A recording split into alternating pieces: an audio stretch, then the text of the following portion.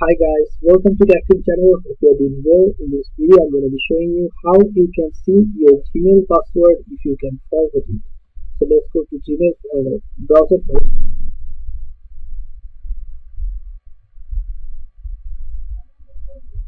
After go to browser, right here, one thing, Gmail.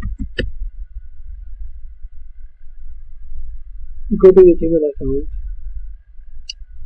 Click on top right corner your profile icon, this one, and go to your manage your Gmail account. Now go here, security.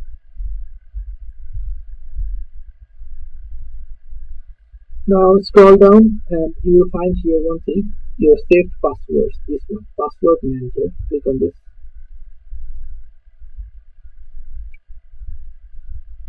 Now scroll down and search for your google.com. This one, google.com. Click on this. It will be automatically enter the password by your browser settings, so you don't need to put the password. But if you want to see the password, click on show password, or if you want to see the password from password manager, click on next,